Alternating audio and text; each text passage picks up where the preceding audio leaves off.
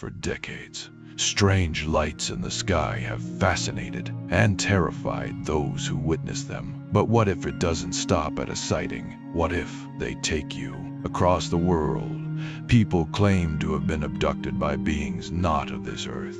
Their stories are vivid, their memories fractured, and their lives changed forever. Today, we explore the most detailed and controversial alien abduction accounts ever recorded. You may not believe them, but you'll never forget them. It began with a drive home through the New Hampshire mountains in 1961. Betty and Barney Hill were an ordinary couple until the night they saw a craft hovering above the road. A spinning, silent disc with strange windows and shadowy figures inside. Then, the missing time. Hours unaccounted for. When they arrived home, Betty's dress was torn. Barney's shoes were scraped. They were confused, plagued by nightmares. Eventually, they turned to hypnosis.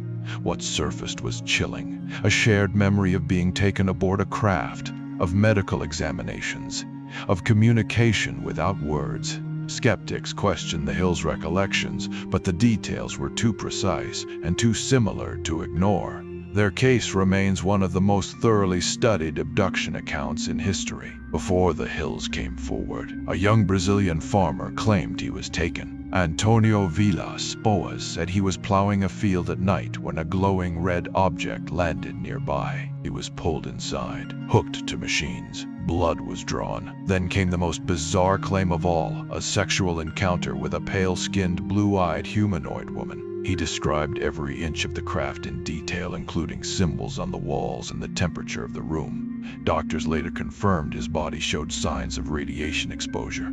His story seemed too bizarre to be fabricated, but too unbelievable to accept. In the hills of Italy, security guard Pier Zanfretta vanished while on patrol. When found, he was terrified and incoherent. Under hypnosis, he spoke of being taken by 10-foot-tall, green, lizard-like beings. They called themselves the Dargos. Over the next 3 years, Zanfretta claimed 11 separate abductions. Witnesses saw UFOs in the area. Investigators found large, scorched imprints on the ground. Even his employers noted his strange behavior, but never caught him lying. To this day, Zanfretta stands by his story. In the forests of Arizona, 7 loggers were driving home when they spotted a glowing disc in the sky. One of them, Travis Walton, got out. A beam of blue light shot out and hurled him backward. His co-workers fled, thinking he was dead. 5 days later, Walton reappeared, disoriented, hungry, afraid.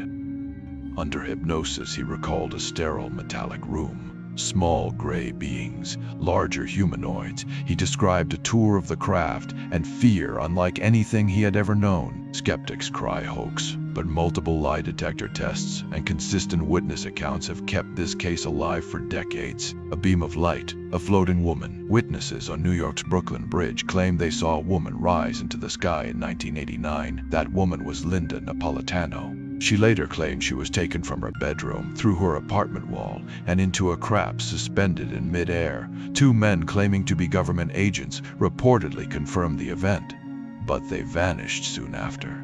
Napolitano's case became known as the alien abduction of the century, but it wasn't without drama. In 2024, she filed a lawsuit against Netflix, accusing their portrayal of her in a docuseries of defamation. Even now, Linda insists what she experienced was real. If you enjoyed these videos and would like to help me keep making them, please like and subscribe. It was a calm October night on the banks of the Pascagoula River. Charles Hickson and Calvin Parker were finishing a day of fishing when they heard a strange whirring sound, low, mechanical, and close.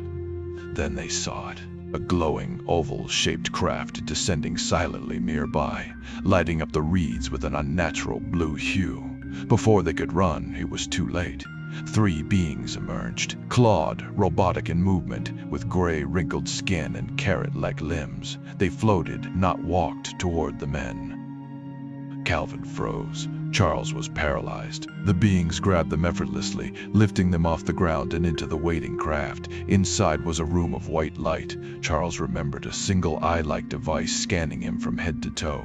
Calvin saw a different being, more human in shape, who silently observed. Then, just as suddenly they were back on the riverbank, disoriented, changed, they rushed to report what happened to the local sheriff. During a secretly recorded conversation, the sheriff expected a confession, but what he captured was fear. Calvin's hands trembled. Charles spoke in broken gasps. Whatever had happened to them, hoax or horror, it left a mark. It begins the same way, waking in the middle of the night or walking alone in the canyon's quiet back roads. A humming in the air, a sudden light, and then paralysis. Those who return, sometimes hours later, sometimes years, describe sterile rooms, tall, pale beings, long arms, slanted eyes, no emotion. In one early case, 2 women reported being taken from their home. They found themselves floating into a craft above their backyard. Their next memory was waking up in bed, fully clothed, but hours had passed. Others described being led down corridors, shown screens, or examined under harsh white lights. Today, the stories continue. In 2024, new witnesses stepped forward. People living near the canyon reported flashes of light, cattle missing, strange figures on infrared cameras. To outsiders, it may sound like fiction, but to those who've lived it, Tujunga is a place where the lines between night and nightmare are very, very thin. From the mountains of New Hampshire to the farmlands of Brazil, the stories share familiar threads. Lost time, beings described as small and gray, strange symbols, cold medical procedures. Many remember nothing until hypnosis. Others remember everything vividly. Harvard psychiatrist John Mack spent years studying abductees. He believed they were not lying and not delusional, but possibly touched by something beyond our understanding. Skeptics argue these are false memories, sleep paralysis, or cultural hysteria. But why do the stories match across decades, languages, and continents? In the end, these stories leave us with more questions than answers. Are these the fantasies of frightened minds, the echoes of trauma, or are they warnings? If even one of these stories is true, then everything changes, because it means we are not alone, and we never were.